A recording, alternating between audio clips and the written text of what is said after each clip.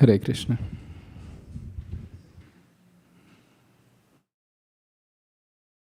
Joining this morning for the Bhakti Sastri class. We'll start with our Mangalacharan prayers. Vicky, Jambavati, Akhil, Satya Sankalpa, thank you for joining. The deities do look beautiful today. Thank you, Hansapriya and Radha Vallabh Prabhu. Hare Krishna.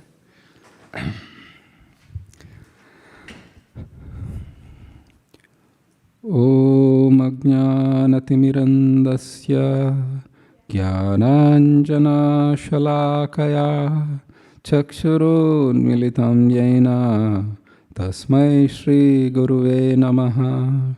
Shri Chaitanya Manobhishtam Stapitam Yena Bhutale Swayam Rupa Kadamahyam Dadati Swapadantikam.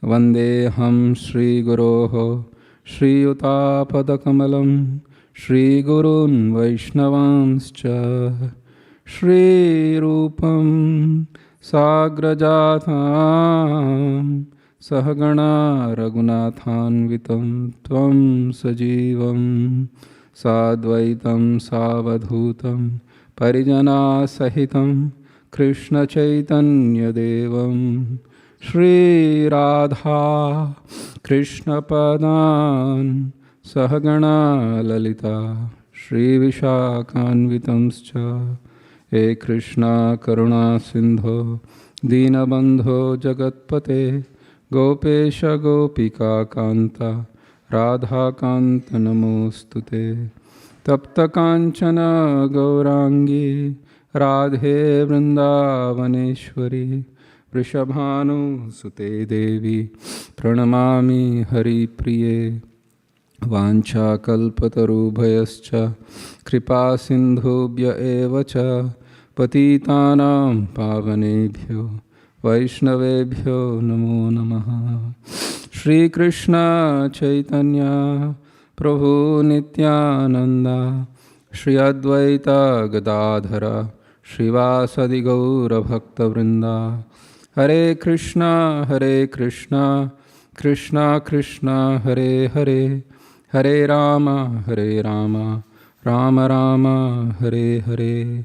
Nama Om Vishnu Padaya, Krishna Preshthaya Bhutale, Srimate Bhakti Vedanta, Swami Niti Namine. Namaste Saraswati Deve, Gauravani Pracharine, Nirvishesha Shunyavadi, Paschatya Deshatarine. Matsamo nasti papatma naparadhi chakaschana parihare pilajjame kimbruve purushottama. Bhumau skalitapadanam bhumireva valambanam tvai jata paradhanam tvameva sharanam prabho. Adadanastrinam danter idam yache puna puna Srimad Rupa Padam Bhojau Dulisyam Janma Janmani Rajoham Syam Bhave Bhave. Hare Krishna.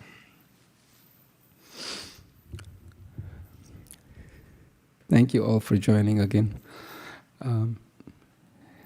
Today we will be doing the Bhakti Shastri, and thank you for those who have joined online as well. Smita Mataji from Dallas, Kanaka Manjari Mataji, Rasa Purnima, right? And Surendra Krishna Sukomala. Some names it's hard to read. Satwat I can see because of the photo. Mansi Mataji, Hari Krishna. Thank you. Hare Krishna, Prabhuji, thank you. Thank you. So, till now, we have studied, and just to give like a 1 minute recap, we started off Nectar of Devotion with Mangalacharan and Rupa Goswami defining what is pure devotional service and the famous Anyabhilashita Shunyam verse, following which we discussed about the 6 characteristics of pure devotional service, the qualifications that a person needs to have to perform devotional service, and then we jumped into 2 types of devotional service, which or sadhana bhakti, which is Vaidhi, and then we divided it Raganuga. There are two things. Why so much of time was, not so much, a lot has been discussed. Rupa Goswami goes extensively to discuss about Vaidhi sadhana bhakti. He mentions about the 64 items of devotional service, 20 do's, 20 main items, out of which 10 are do's, 10 are don'ts. Then we have about 30 aparadas and so on and so forth, and then we come to the total of 64 items. And at the end he says that of all these, the 5 items of devotional service are most important. And those are mentioned here. I usually write it in the A, B, C, D, E format. We can always come up with other mnemonics that you want to. A is for associating with devotees, and B is Bhagavatam, C is chanting, E is entering Vrindavan or Mathura.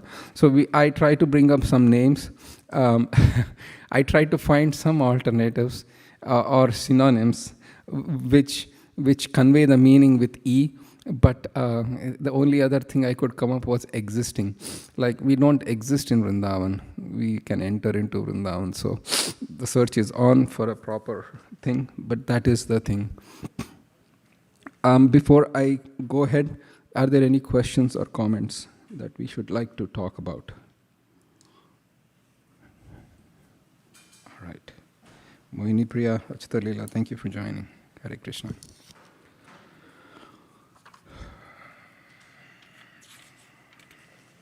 So the chapter 13, we are going to read 13, 14 and 15 today. In the chapter 13, Rupa Goswami actually mentions that these 5 items of devotional service are so potent. I don't know if I captured that essence in the Hare Krishna. Thank you, Lakshmi. If you have captured that in the next slide. No, in the slide, if you go back. No, I didn't capture it. Okay. So it is mentioned here. We will go back to the Veda base. Thank you. So here, Vicky, if you can do the first paragraph of chapter 13, please.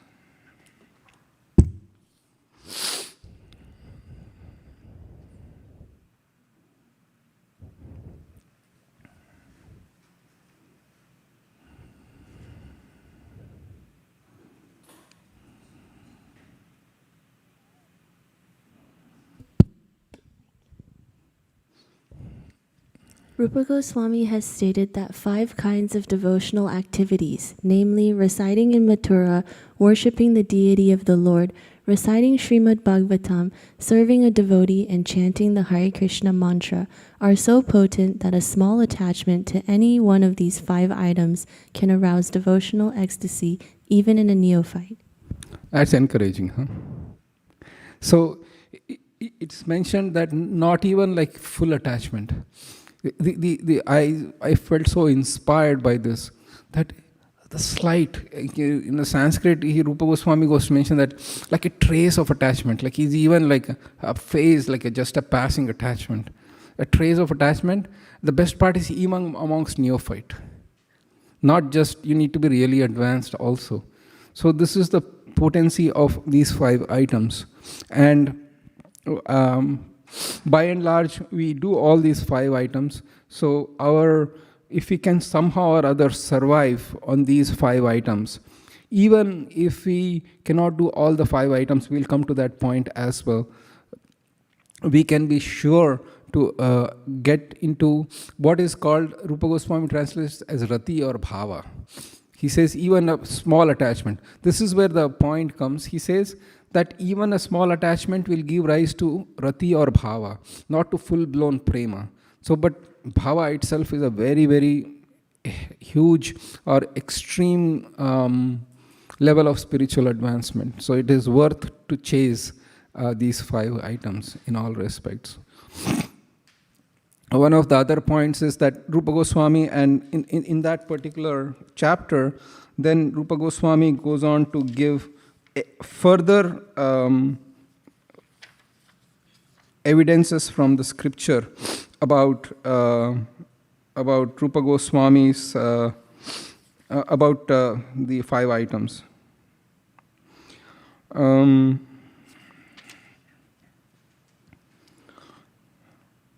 If you go down a little bit in that particular, little bit.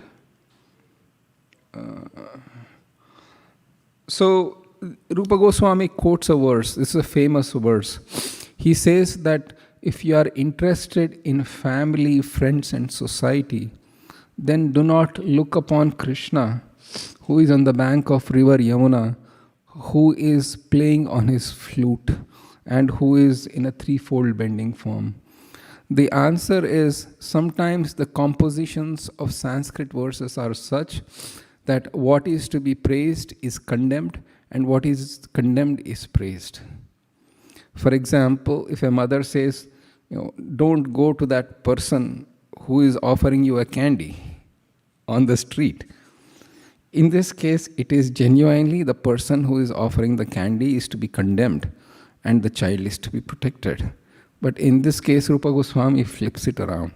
Don't go see Krishna if you are interested in family, society, and friends.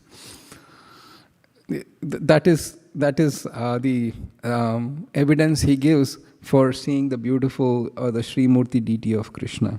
Let's go down a little bit. Here you can read that. Jambavati, you can read. Little up. Little up. Yes.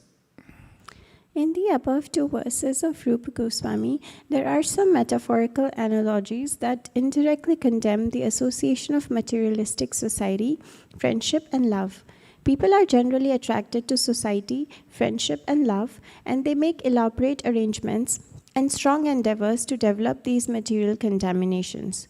But to see the Sri Murtis of Radha and Krishna is to forget such endeavors for material association. Rupa Goswami composed his verse in such a way that he was seemingly praising the material association of friendship and love and was condemning the audience of Sri Murti or Govind. This metaphorical analogy is constructed in such a way that things that seem to be praised are condemned and things that are to be condemned are praised. The actual import of the verse is that one must see the form of Govind if one at all wants to forget the nonsense of material friendship, love, and society. Again, having said that, we don't become like anti-socials and lock ourselves up and we are all materials, don't see the world. But the goal is that Krishna is our focus. Krishna is the object of our love. And Krishna is the source of our, or the object that whom we can serve. While we have to do what we need to do to maintain material friendship and love and so on and so forth in the right proportions. All right. Going to Bhagavatam.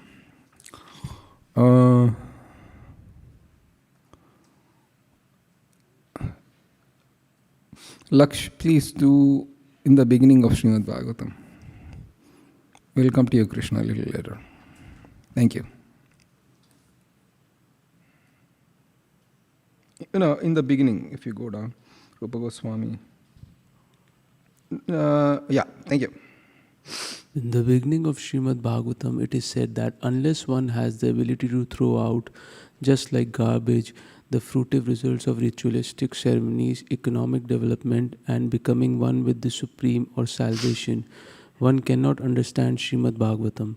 The Bhagavatam deals exclusively with devotional service. Only one who studies Srimad Bhagavatam in the spirit of renunciation can understand the pastime of the Lord that are described in the 10th canto.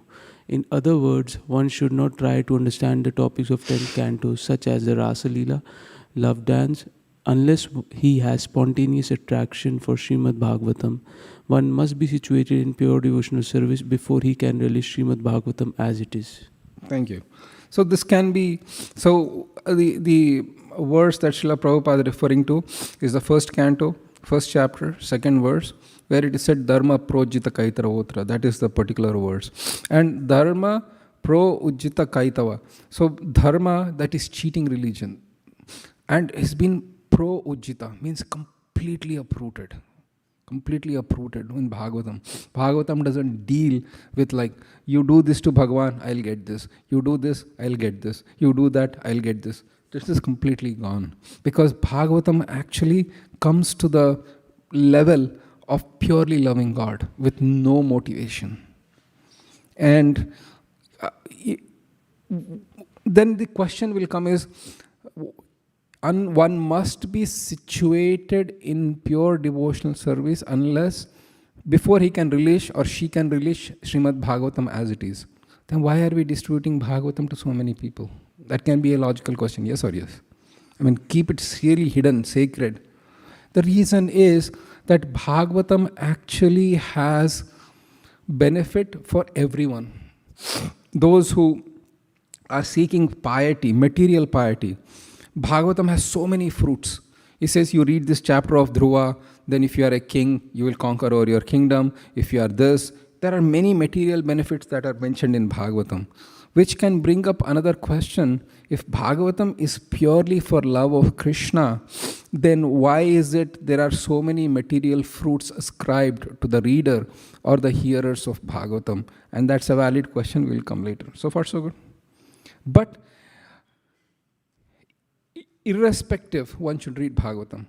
Akama sarva kamova moksha kama udaradi tivrena bhakti yogena yajeta purusham param. Bhagavatam itself recommends whether akama, whether you have no desires, or sarva kama, you have all material desires, or moksha kama, or you want to desire liberation. Simply worship and serve Bhagavan with intense devotion. Doesn't matter. Krishna is capable of fulfilling everything. But if you want to relish Bhagavatam as it is, because our famous acharyas have glorified Bhagavatam. For example,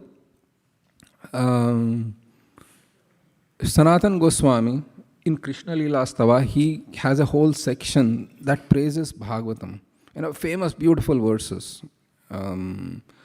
In one of the verses, he says, Paramananda Pataya Prema Varsha Aksharayate Sarvada Sarva Sevyaya Sri Krishnaya Namostume. The translation is, Paramananda Pataya means that you will get extreme bliss when you are reading Bhagavatam. Paramananda means extreme bliss. Pataya means when you are reading. Prema Varsha Aksharayate. That Akshara means a syllable. Prema Varsha means that it is pouring the rain or flood of love on the reader who is reading Bhagavatam. Prema Varsha, every syllable. When we read Bhagavatam, that seems to be, I don't feel that. Yes or yes? Or me, you all must be exalted souls, but I don't. So the whole idea is that if you want to release Bhagavatam on that level, then then you have to be situated on that level. But otherwise, the Bhagavatam acts as an extremely effective source in cleansing the contamination of the heart. Let's pull up Bhagavatam verse. There's so many verses, but let's pick up one verse, 2 to 37. Let's pick one verse, 2 to 37.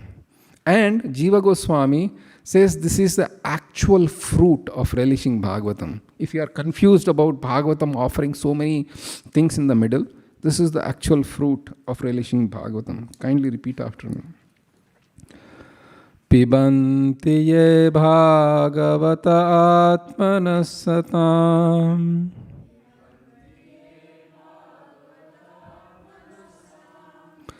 kathamritam shravanaputeshu sambhritam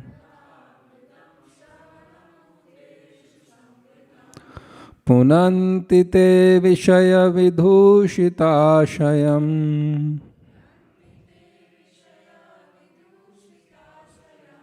vrajanti tacharana saroruhantikam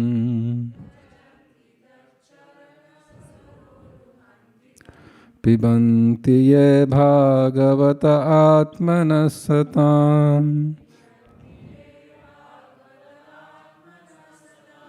Kathamritam Shravanaputeshu Sambritam Punanti te Vishaya Vidhushitashayam Punanti te vishaya vidushitashayam Rajanti Tacharana Saroruhantikam. Brajanti tacharana saroruhantikam. Krishna translation, please. Those who drink through oral reception, fully filled with the nectarian message of Lord Krishna, the beloved of the devotees, purify the polluted aim of life known as material enjoyment, and thus go back to Godhead, to the lotus feet of Him, the personality of Godhead. So the Bhagavatam acts as like an effective cleansing agent for removing everything that is lingering in the heart. So Bhagavatam is a grantha that the topmost pure devotees can relish and rejoice, and those who are not on that level, they use Bhagavatam as a means to cleanse the material contamination in their heart and feel ever increasing ecstasy. Please understand, the pains and the tribulations and the trials in this material world are due to our own material attachments, desires to say that I am independently enjoying and controlling this world, and this world is mine. And when you have that tendency, and the mind actually pulls after material objects to grasp and enjoy them, then there is a trouble in this world. The person has to work very hard. The person has to, even the person is successful and earns and maintains, then gets it, then maintaining is another thing. There is an anxiety to maintain. So this idea of somehow that thing of grasping this material world and staying is completely alien to the soul or Atma, who has nothing to do with this world. Because I'm in this world doing those things, then I have so many other troublesome situations that follow as a result of that false thinking. But when one comes to spiritual life, one realizes that I have nothing to do with this matter. I will pick on Achyuta Leela and Mohini Priya. Why not? So they go to a beautiful resort in Hawaii. They're like, we need some time from seva, and it's good to take some time off just to reconnect and what's going on with life situation. And they go to Hawaii, and they somehow forget that resort belongs to the resort people. They start actually remodeling that resort. They will start going to hardware store, and they throw out the bed. And she says, I don't like the paint on this wall, so they start painting it. And then they kind of say that there is a shelf that will look nice in this. So he'll start taking a saw and chopping off the sheetrock and trying to fix in a shelf. And the owner will come and say, like, what's going on? There's a problem, yes or yes. Exactly the same thing is happening for the jiva. The jiva has no stake in this material world, but the jiva assumes that I belong to this material world and takes on the tribulations of this world. And the manager will come, look, it's not your resort. You don't have a stake in to fix this up. Oh yes, okay, what are we doing here? Let's go and just relax and see Hawaii. And that's how, when you give up that conception that I need to change my motel room, then you will become free. That's the purpose. And it is not going to come overnight, but through process of bhakti, through hearing about Krishna, through chanting his names, through seeing Krishna, then gradually this will go away. This false conception that somehow I have to struggle with this world, and that's how my constitutional position is. Nope. Your constitutional position is not to struggle with this world. In fact, it is insurmountable. Eventually, everyone has to give up their situation and move on to the next body and then start all over again. Krishna is saying, don't do that. That is not your position. That is not your nature. Your eternal nature is somewhere else. So far, so good? Yes, Lakshya. Hare Krishna, thank you, Prabhuji. So, Prabhuji, yes, so Prabhupada said few times one should read 1 to 9 cantos and heart will purify, then he should not jump on the 10th. But I was reading in second canto, he also says one who has any material like attraction for this material world should not go further than the second canto, should be strict to the feet of Krishna and should not dare to look at his smiling face. So it's a cleansing process, but he also says that you should not go further than second. So how can we understand? Well, you should first consult your spiritual master, because he will know your nature. The second thing is, the Bhagavatam has many levels. So Bhagavatam is like a deep ocean. Some people have the capacity to go up to second, some people have to go beyond. So it depends on one's own spiritual advancement. We cannot take it as a blanket statement for everyone else. If that was the case, why would Vedavyas write Bhagavatam knowing that Kali Yuga people cannot understand? He would have left it first 2 cantos, enough. This is enough for you, you can't progress beyond that. But the fact that he gave the entire 12 cantos, which means that we have the adhikar to read, it is just we need the guidance. So for some people it is, second canto is enough, I can't go beyond that, so be it. Some people go beyond that, it's so be it. But I would recommend go through whole thing. Yeah, it is there. What you mentioned is there. In the very introduction preface, he says one should read very systematically Bhagavatam. In the second canto it is mentioned. It depends on one's adhikar. It's a very personal case on who can, who cannot. More questions? All right. Hare Krishna. Welcome.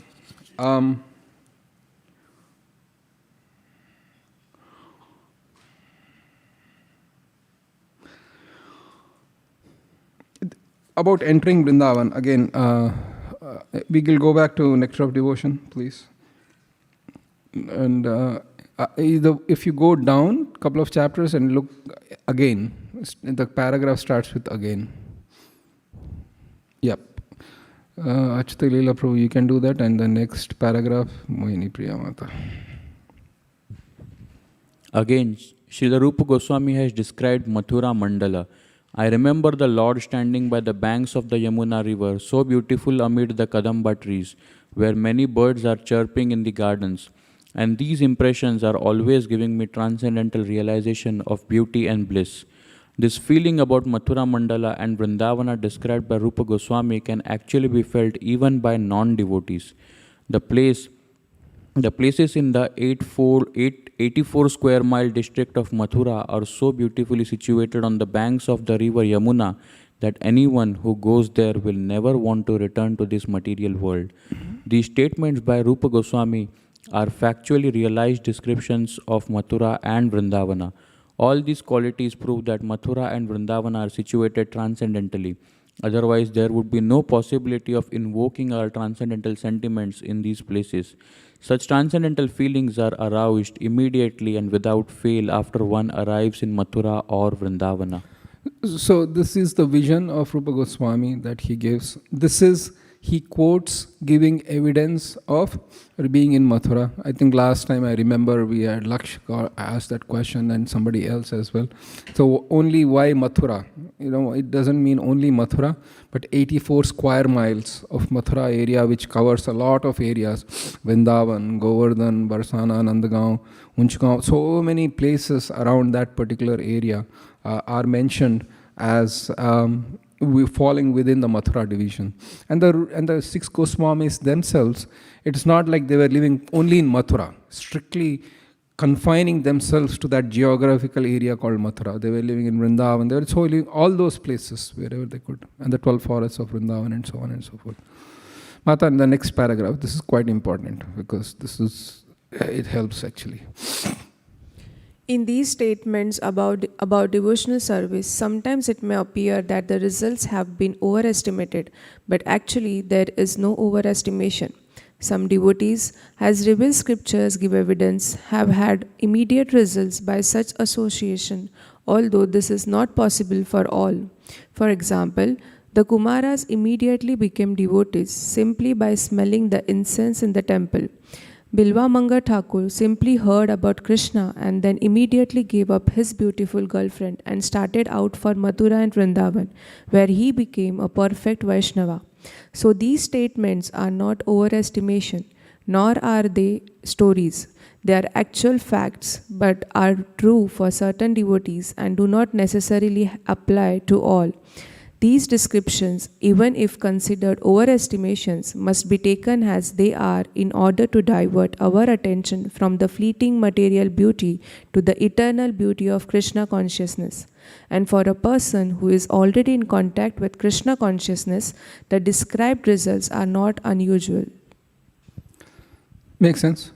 Because there's so many things that are mentioned. It's highly overestimated. How we, merely by chanting one name of Krishna, mountains of sins are destroyed.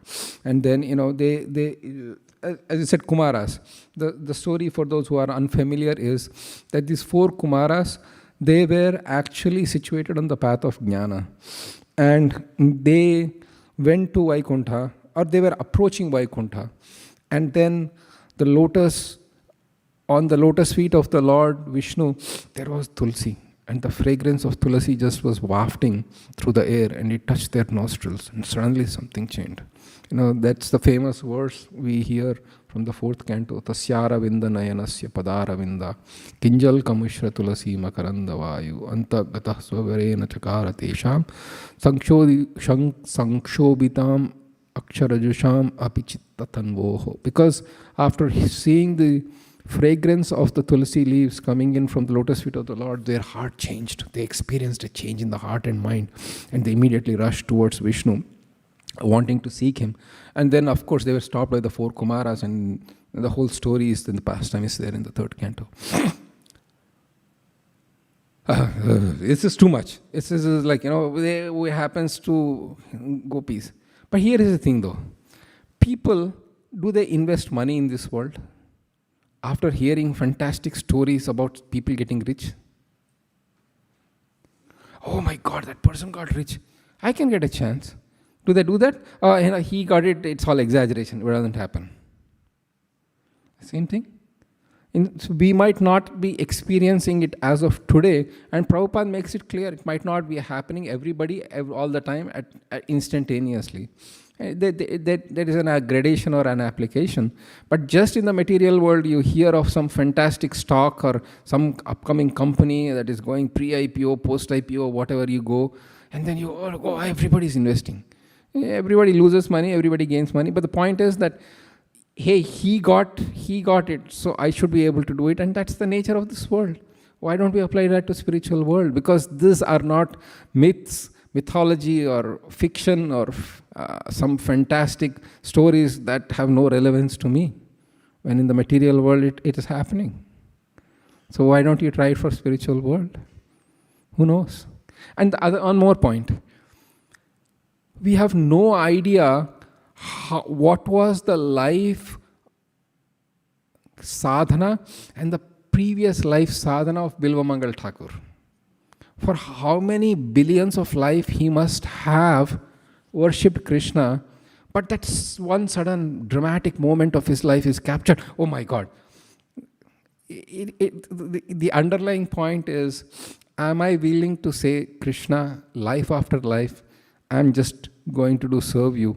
When you want to give me the fruit is your prerogative. It usually stems from impatience or envy. He happened, I should happen. Why is this happening? So either 2 of those cases, if he can, therefore Rupa Goswami says, Utsaha Nishchaya Dhairyat. Have patience, have confidence that Krishna will definitely protect you. So as a sadhaka devotees, sometimes it is good to have that kind of grounding. Otherwise, one can feel a little discouraged in bhakti. I wasted my whole life. I wasted my whole life for something that has been promised in the scriptures, and I didn't get anything. This is just bogus. So one should be a little tempered. So that's why I wanted to bring this up, because I really like this point of Prabhupada. It's really like, it gives solace. And this is the beauty though. All these exalted devotees have seen the Lord, have received the grace of the Lord, have had the audience of the Lord, and we can feel the joy coming from them to us, which gives us hope that one day Krishna will give me audience. One day Radharani will give me audience. Why not? If they are jivas and they got it, I am also following the same path. It's not like, I'm not following a different path. Then why would the results be different? So it's one should, and then Krishna is also saying, okay, really, do you want me? Then, you have to follow the path of these great souls, and you have to wait your turn when it comes. And it comes, it's like, whew. All right.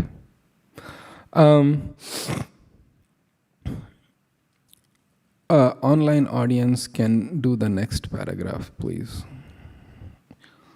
So many important points are there in the 13 and 14 chapters. We should go through carefully. Anybody wants to do online? Surendra Krishna Prabhu? Okay. Sunita Mataji. Yes. Yeah, Sunita Mataji, she raised her hand.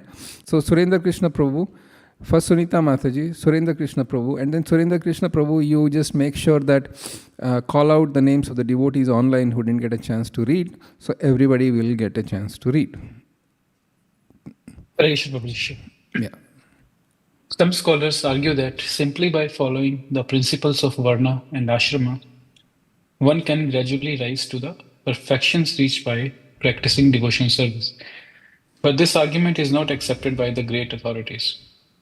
Lord Chaitanya also condemned this idea while he was talking with Ramananda Raya about the gradual development of devotion service. He rejected the idea of the importance of Varnasrama dharma when it was put forward by Ramananda Raya. He said that this advancement of Varna and Ashrama is merely external. There is a higher principle. In Bhagavad Gita also, the Lord says that one has to give up all other principles of elevation and take simply to the method of Krishna consciousness. That will help one in achieving the highest perfection of life. Okay. Next paragraph, please. In the 11th canto... No. Sunita Mataji, you should... Surendra Krishna Prabhu, you will be like the person who is going to call out now. One paragraph you read and Sunita Mataji, you can read the next paragraph, please. Hare Krishna Prabhu, Pranam. In the 11th canto, 20th chapter, verse 9 of Srimad Bhagavatam, the Lord himself says one should execute the prescribed duties of Varna and Ashram as long as he has not developed spontaneous attachment for hearing about my pastimes and activities. In other words, the prescribed forms of Varna and Ashram are ritualistic ceremonies of religion intended for economic development, sense gratification, or salvation. All of these things are recommended for persons who have not developed Krishna consciousness. In fact, all such activities are recommended in the revealed scriptures only to bring one to the point of Krishna consciousness. But one who has already developed spontaneous attachment for Krishna does not require to execute the duties prescribed in the scriptures. Thank you. When Krishna says Sarvadharman Parityaja, it doesn't mean I give up one's duty of basic maintenance. But, so here is the thing though. You have an initiated devotee can say, am I a Brahmana? Am I a Kshatriya? Am I a Vaishya? Maybe a Shudra? What am I?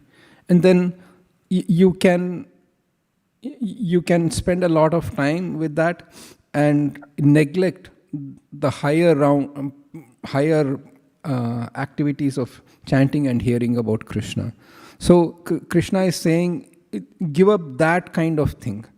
But if one is not completely in Krishna consciousness or doesn't have any idea of Krishna consciousness, then the idea of Varna and Ashrama is at least you are regulating yourself according to your nature so that you can come to the point of Krishna consciousness. But if you are already on the path of Krishna consciousness, absorbed in hearing and chanting about the Lord, then Varna and Ashrama doesn't matter. Makes sense? And Krishna saying, that sarva dharman parityaja, that, this dharma, what is my duty and all that, that you can give up. and you can just surrender onto me. And because when you surrender onto me, then the fault of not performing your duties is not incurred upon you. And then I protect you from all the sin of not doing your duty.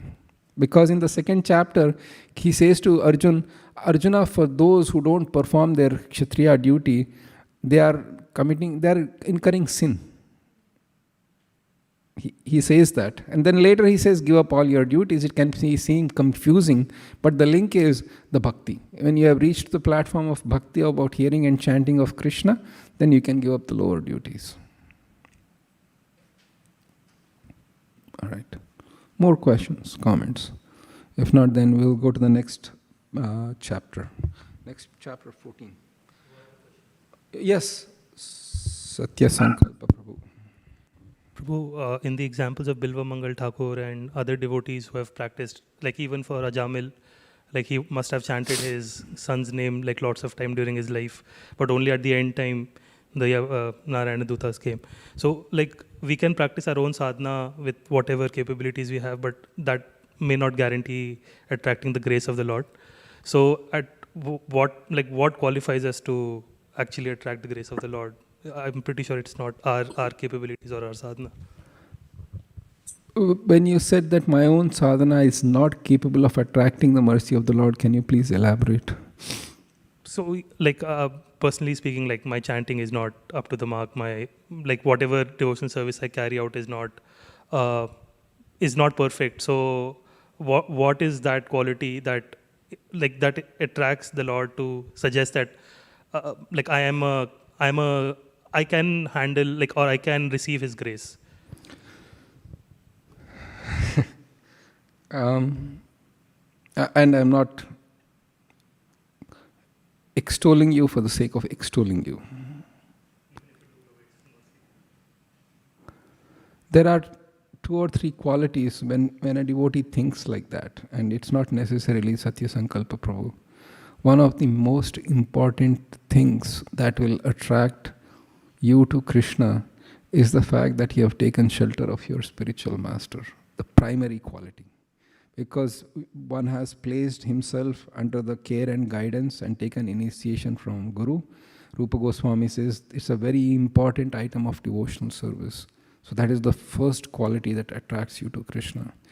The second quality is the fact that you feel my hearing and chanting is not great. It's another important quality of humility that attracts Krishna, because then Krishna will say, all right, I'll help you. I'll help you either through the instructions, through manifesting my will in the form of instructions coming from the mouth of your spiritual master, or internally I'll give you a situation in a way that you can hear and chant about me. That is the second qualification, or the second thing that will attract you to Krishna. The third thing is the fact that one's steadiness is important. And if one is steady throughout one's life, saying that, I will not budge an inch from my determination to do my sadhana, even though it is completely faulty, is another reason to attract Krishna's mercy. In fact, Bhagavatam, Narada Muni says, what's the point in doing your Varnasrama perfectly if it doesn't have Achyuta Bhav? We'll look up that particular. It's a very, very important verse. Ashobhate jnanamalam milaranjanam. What's that verse? We can look up the first chapter of 5th canto. Naishkarmyam. It starts with Naishkarmyam. First canto, 5th chapter. Naishkarmyam apyachyuta bhava varjitam. First canto, yeah. So, thank you. You can make it a little bigger so that the devotees can read. Kindly repeat after me. Naishkarmamapyachyuta bhava varjitam. Naishkarmamapyachyuta bhava varjitam. Na shobhate jnanamalam niranjanam. न शोभते ज्ञानमलं निरञ्जनम् Kutah punah shashvadabhadrameshware कुतः पुनः सश्रदभद्रमीश्वरे nacharpitam karma yadyapyakaranam. न चार्पितं कर्म यत् अपि अकारणम्. Somebody do the translation, please, online. I can do it, Prabhu. Please. Knowledge of self-realization, even though free from all material affinity, does not look well if devoid of a conception of the infallible God. What then is the use of fruitive activities which are naturally painful from the very beginning and transient by nature if they are not utilized for the devotional service of the Lord? Thank you. So basically, the Varnashram dharma, if it doesn't provide that impetus to be attracted to Krishna, is actually a waste of time. So that the whole point is, even then the other thing they say is, even if one performs, this is one verse. The other verse is, if we can go to, let me see.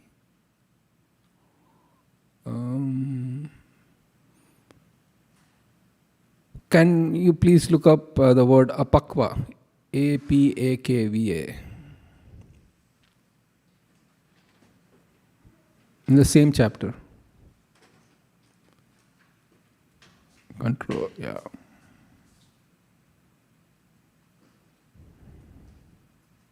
Tyaktva swadharmam. Thank you. Kindly repeat after me. Tyaktva swadharmam charanambujam hare. Bhakta sadharmam charanam Bhajan apakvo tapate tato yadi. bhajan apakatato patita Yatrakpava bhadram abhudamushakim. Jatra kabhatrabhabhudamashakim Ko varta apto bhajatam swadharmata. Ko vartapta bhajatam sadharmata. Online, anybody can read, please translate. Hare Krishna Prabhu, I can read. Please. One who has forsaken his material occupations to engage in the devotional service of the Lord may sometimes fall down while in an immature stage, yet there is no danger of his being unsuccessful. On the other hand, a non-devotee, though fully engaged in occupational duties, does not gain anything. So we can see how occupational duties in of itself don't constitute a whole amount unless one engages in service of Krishna. And even if you are engaged in service of Krishna, you fall down, it still is no harm. So these are the few things that I wanted to highlight on the relationship with Varnashram and Bhakti. And the Rupa Goswami writes in the Nectar of Devotion that Varnashram in of itself is not a pure anga of Bhakti. So those are the few points I wanted to clarify and highlight, because we do hear about Varnashram. I just wanted to bring it up.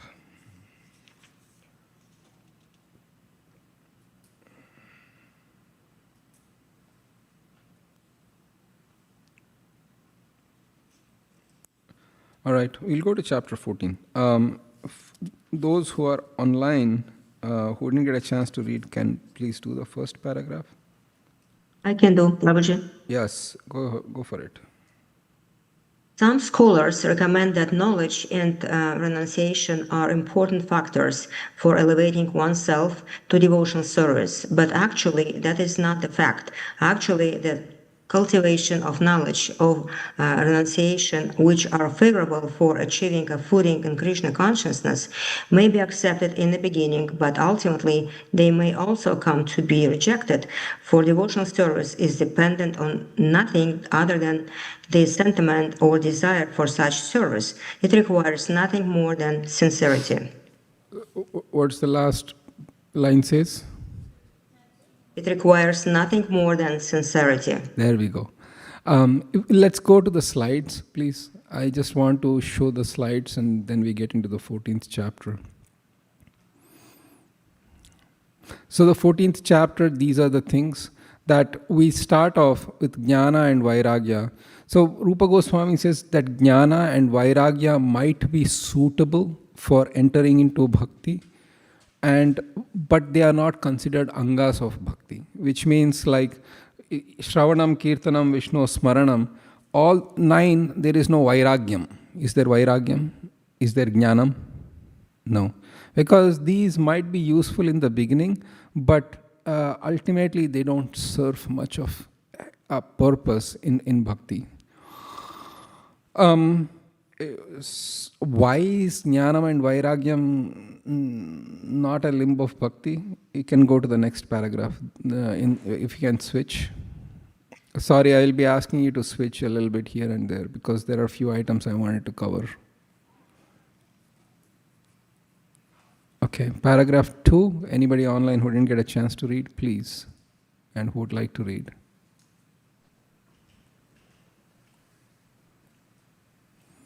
All right. If everybody got a chance to read, then Vicky, back to you. Hare Krishna, Prabhu. Hare Krishna. All right. Yes, Prabhu. All right. Yes. It is the opinion of expert devotees that mental speculation and the artificial austerities of yoga practice may be favorable for becoming liberated from material contamination, but they will also make one's heart harder and harder. They will not help at all in the progress of devotional service. These processes are therefore not favorable for entering into the transcendental loving service of the Lord. Actually, Krishna consciousness, devotional service itself, is the only way of advancing in devotional life. Devotional service is absolute. It is both the cause and the effect. The Supreme Personality of Godhead is the cause and effect of all that be.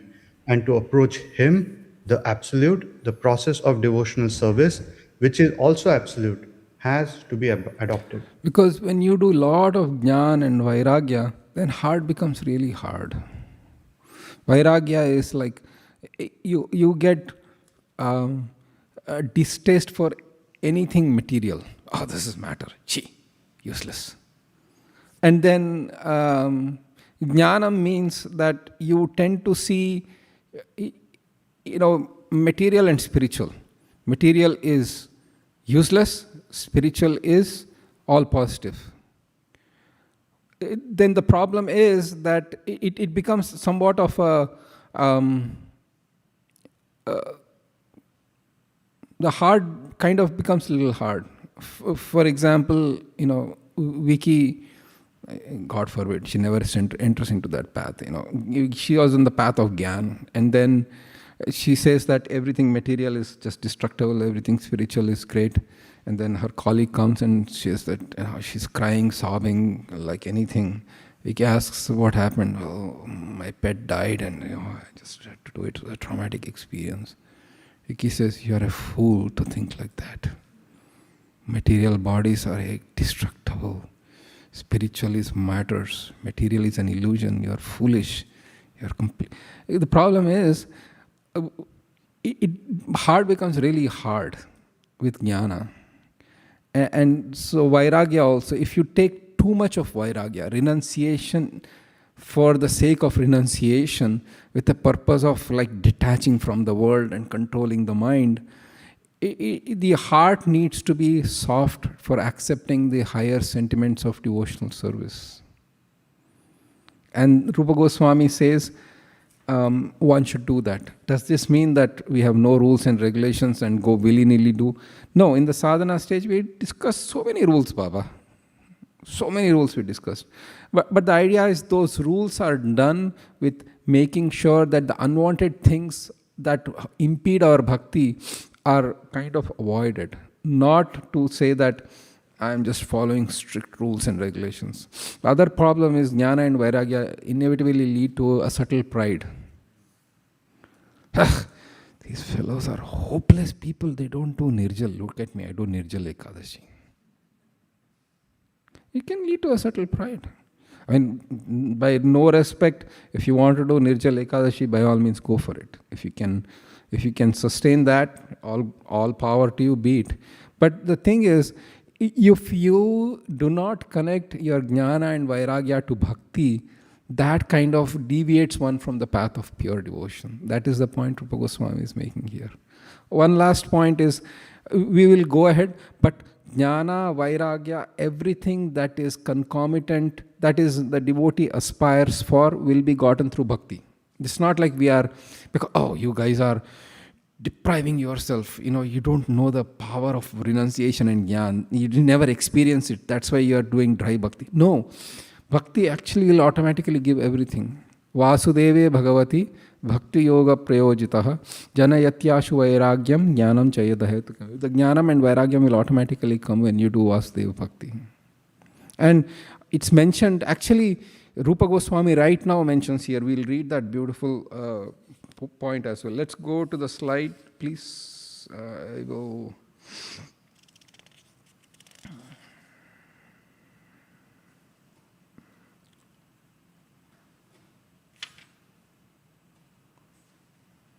All right. So, one another point. Oh, jnana and vairagya is needed for people who are, who are weak on bhakti. I mean, as in, like, I have this habit, or I have this tendency that is not favorable for bhakti. So I need to adopt some jnana or vairagya, path of vairagya, to overcome that. For example, I'll say I'm too much used to eating sweets. Really, really like sweets, and I have to eat them. But sweets can cause little negative effects. And I should cast aside bhakti and all that. Let me do some vairagya on not eating sweets. But here it's Rupa Goswami says, if you can go and read the second line. Vicky, if you can do the second line, please. And those who didn't get a chance, please raise your hand online. You will be called out. If a person has a taste for worshipping the Lord, even if he has strong material attachments, those attractions will for the most part be destroyed during sadhana without resorting to vairagya. So this is the beauty. It gave me so much of solace that I need to somehow or other stick to hearing and chanting of the Lord. Rupa Goswami's verse. It's not I'm making it up. If you want to look up 1-254, it's there in Bhakti Rasamrita Sindhu. He says that don't need to, bhakti is so powerful, so pure, that it'll just destroy the material contamination in the heart without trying to do extraneous effort. But one thing I want to do is take this with a grain of salt, because if there are really deep tendencies that are either injuring yourself, people can take it literally in a wrong way. The reason is, if I'm going back to sweets, I love sweets and I can't resist them, but also I have diabetes. Now, bhakti will cleanse me, and your bhakti is weak, then you will die, Baba. Don't do that. So be practical on that level. The very important point is, if a person has a taste for worshipping the Lord, did you get that taste or not? If you don't have the taste, then you might have to be a little more self-disciplined and use a little bit of vairagya. So it is really important to take it in the right spirit. Otherwise, Srivas Pandit said that you can eat sweets, bhakti you will do. No. I'm qualifying it. I'm on the record, so I'm qualifying that. So please, don't delude yourself with the freedom and the mercy that bhakti gives. That is the point I'm trying to make. If you, I have a heart problem, bhakti will take care of it. I won't take my pills. Don't. That is not the point. The point here is, first develop the taste. The Rupa Goswami is saying, bhakti is so powerful, it can if you have acquired the taste. Don't need to do extra on that front. Because the talk of jnana and vairagya is coming as a limb of bhakti. And in that context this is mentioned. So context is also really important. So far so good. Couple of other points. We have 55 more minutes. You've been so patient. I will do one thing. Let's take a break. Let's take a break for 3 minutes. We'll come back. It's 9:35. We'll come back at 9:40 sharp. Take a break for 5 minutes. Go stretch, drink some water, stretch, breathe some air. Jog for 2 minutes if you are up to it. Otherwise, just come back and we will discuss more, because this requires a little bit of thought and deliberation. Bhakti is not like a sentimental thing. Rupa Goswami and other acharyas have taken so much time to elaborate on different facets and aspects of bhakti. So we should understand in the right spirit as well. So far, so good? All right, we will come back in 5 minutes. Right now it's 9:36, 9:41, 9:40, 9:41. We can come back. Mata, and please keep your hands raised, Krishna Varnam Prabhu and Mansi Mataji. I will call upon you just in 3 minutes.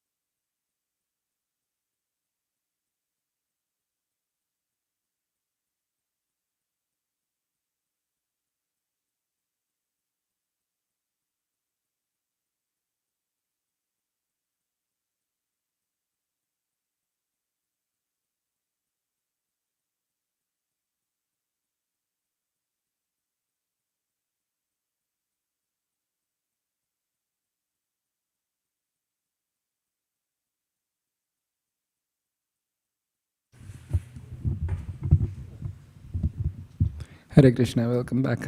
All right.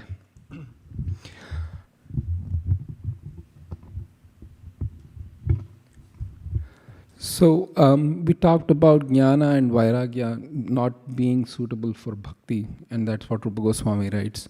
But wherein lies the medium, which means on one hand we are saying don't blindly reject matter, but then we are told there are so many rules and regulations where we should avoid things. Is it not falling in the same thing? Is it not the same thing? But on one hand, it's confusing, correct? Don't do vairagya, but follow these rules and regulations. Implicitly, they are vairagya. Yes or yes? Same thing. So the answer to that question is that Rupa Goswami here defines yukta vairagya and falgu vairagya. So he says, in a short, the thing is, yukta vairagya is, or let's start with falgu vairagya. Falgu vairagya or artificial renunciation is that I see everything as matter, hence reject it. Even though that matter might be connected to Bhagavan Sri Krishna. Let me give an example. The Sri Murti of Radha Madan Mohan is made of marble. It is gross matter. And all the objects that are the floor, the Archan Patra, and then the Arti Patra, everything is made of matter. The incense we are offering to the Lord is made of matter. The flame is made of matter. Yes or yes? Everything is matter, but since everything is related or connected to Krishna, it is spiritual. Food we eat is matter, but offered to Krishna, it becomes spiritual. So our understanding is that anything that is related to Krishna and used in service of Krishna is called yukta vairagya. Yukta vairagya is that I will use things in service of Krishna without being attached to them. Srila Prabhupada was establishing ISKCON, and they came across this beautiful property in Michigan. And I think Ambarish Prabhu was there. And one other Mataji, I don't remember. She was also very wealthy at that point of time. And then Prabhupada asked them, so can you, have money for this project? And then Ambarish Prabhu, it's there in Leelamrita, you can look it up. Ambarish Prabhu said, I will contribute certain amount. And the Mataji said, I will contribute certain amount. And then Prabhupada says, wonderful. And then he acquired the property, but he was never attached to the money. So because that money he saw as being used in service of Krishna, so that is yukta vairagya. And Prabhupada would say that Mayavadi said, oh, money is Maya and all that. Prabhupada, give me money, I'll use it. Not that Prabhupada needed money, but he saw perfectly as money being a property and energy of Krishna meant to be used in his service without being me attached to money. That is the point here. And that is yukta vairagya. So in that sense, the same yukta. So how much about sense gratification? We do sense gratification. Prabhupada writes here. It's a perfect example that can be applied in our lives. Let's start with... All right. Krishna Varnam Prabhu, please start with reading. We need to go back, sorry, to the Veda base. Because it's quite important. One should not give up anything.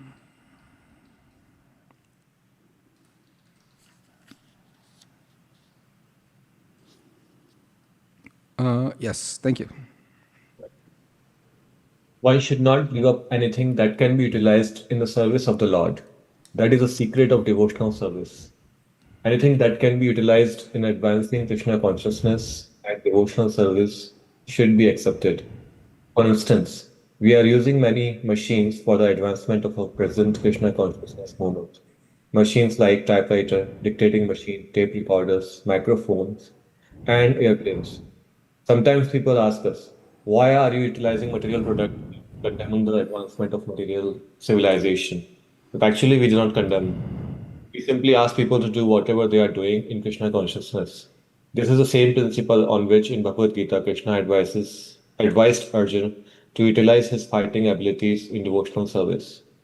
Similarly, we are utilizing these machines for Krishna's service. With such sentiment for Krishna or Krishna consciousness, we can accept everything. If the typewriter can be utilized for advancing a Krishna conscious movement, we must accept it.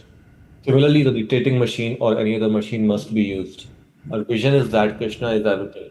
Krishna is the cause and effect, and nothing belongs to us. Krishna's thing must be used in the service of Krishna. That is our vision. Thank you. And one more hand was raised. So, Mansi Mataji, can you do the next paragraph, please? Yes, Prabhuji. This does not mean, however, that we should give up the principles of discharging devotional service or neglect abiding by the rules and regulations prescribed therein. In the neophyte stage of devotion, one must follow all the principles regulated by the authority of the spiritual master. The acceptance and rejection of things should always be in pursuance of the devotional principles, not that one can independently manufacture some idea of what should be accepted or rejected. Mata, please do that the sentence again. No, the acceptance. The acceptance and rejection of things should always be in pursuance of the devotional principles, not that one can independently manufacture some idea of what should be accepted or rejected. The spiritual master, as the visible manifestation of Krishna, is necessary, therefore, to direct the devotee on behalf of the Supreme Personality of Godhead. Makes sense? Because somebody might say, I'll bring a bottle of whiskey and offer it to Krishna. Everything belongs to Krishna. Literally speaking. But then Prabhupada qualifies it, saying that you have to, have that thing in terms of what I can or I cannot offer is, or why I can accept or reject is based on my spiritual master's instructions, and that leads to sadhana bhakti. Same thing, ideally speaking, we should only accept prasadam. Of course, we're traveling, there are so many reasons why it can happen, but if you see any food that is not offered to Krishna, you reject it. The same food offered to Krishna, you accept it. So it's acceptance or rejectance is not just based on whimsical things. This is a very important point that Prabhupada makes here. Anybody had a question, comments? Krishna, you're silent. Any questions you have? No? No problems, thank you. All right. Jambavati, Vicky, online. Yes, Laksh. Sorry, I didn't see your hand raised. Thank you, Prabhuji. So, Prabhuji, in also last class you mentioned we should do bhakti organically, not jump. So, how? I just want to clarify and ask a question: how one can differentiate that he's growing organically or jumping? It means he'll be getting tired of services and will not get the will be tired, like you mentioned. If you overload yourself, you will be tired in service, like full-time thing. And also, how can one know that he is organically growing? He'll get a taste in chanting, or how we can? What's the differentiation? I think you're alluding to the fact that one shouldn't take too many services that lead to burnout. Is that what you're referring to? No. So, okay. So you mentioned that I mentioned that something I said about full-time and being, so if you can elaborate the question, please. I mean, you mentioned we should not jump, rather we should grow organically in bhakti. Jump in what context? I mean, don't do overload yourself with services. I think so. You didn't say that, but I think so. So it is mentioned somewhere that one should accept services that you can take. you can take in a responsible way, and one should be on the adhikar or one's platform in Krishna consciousness. There are 3 types of platforms that we discussed. That is the beginning stage, the intermediate stage, and the advanced stage. And knowing where we are and accepting services on that level will help organically grow in Krishna consciousness. If I am in the neophyte stage and I want to be a spiritual master, well, you can be, but you'll not go far, neither will your disciples go far with that kind of platform. So that's why you organically grow based on the principles of devotion and come to the highest platform and then do take up services accordingly. That's the point I was trying to make. Yes, thank you. But my question is, Prabhuji, that how one will know that he's organically progressing is that he will get taste in chanting, he wants to serve more. That would be like internal kind of thing he'll feel from inside. All right. Please look up 11th canto. There is a verse, Bhakti Paresha Anubhavo. I think it is 11.2. Yeah, let's try 11.2. 11th canto, 2nd chapter. And hunger. If you do 11th 2 and control F hunger, let's see if you can. Oh, that's nice. Thank you. Kindly repeat after me. Bhakti Pareshanu Bhavo Viraktir Anyatra Chaishatrika Eka Kalaha Trachaisādrika ekakālaha Prapadyamanasya Yatashna Sasyus Prapadam Tushti Pushti Kshudapayonughasam. Pushti Pushti Shadapāyanubhasam. Since you asked the question, you can do the translation, and then we can. Why don't we go? Yeah. Devotion, direct experience of the Supreme Lord, and detachment from other things. These 3 occur simultaneously for one who has taken shelter of the Supreme Personality of Godhead. In the same way that pleasure, nourishment, and relief from hunger come simultaneously and increasingly with each bite for a person engaged in eating.